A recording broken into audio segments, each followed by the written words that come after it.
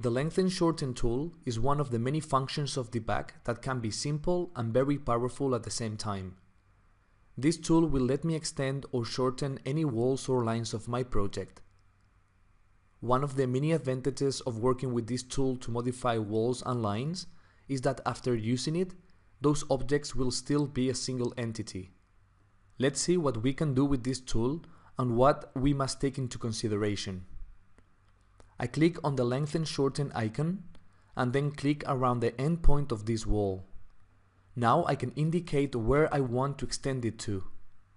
In this case, I click on the inside line of this wall to create a new partition and fix the intersection.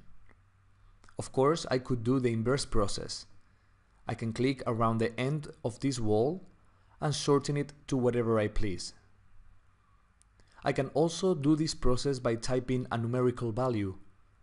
For this, I click on the wall, indicate the direction to determine if it's going to lengthen or shorten the wall, and now I can type a length. For example, I type 5 and press enter. If I want to shorten it, I click around the endpoint of the wall, indicate the shortening direction, and type, for example, 3 and press enter. Now the wall has shortened 3 meters. As I mentioned before, this function will keep this wall as a single entity. Therefore, this is the recommended method to change the length of the walls.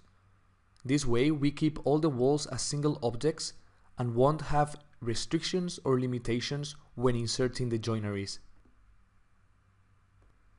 I can use this crossed non-fixed intersection to modify the length of the partitions.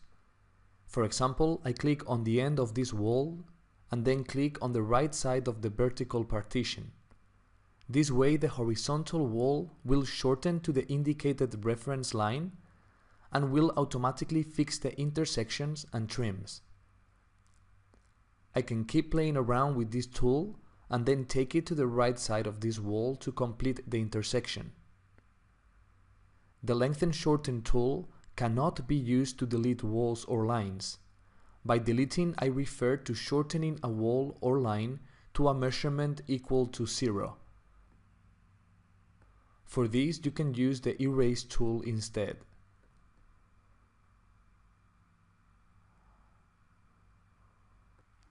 Lines can also be shortened and lengthened doing the same process as walls and partitions.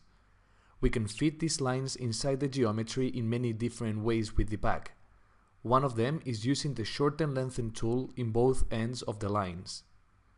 I click on the left side of the line and then click on the reference line of the geometry.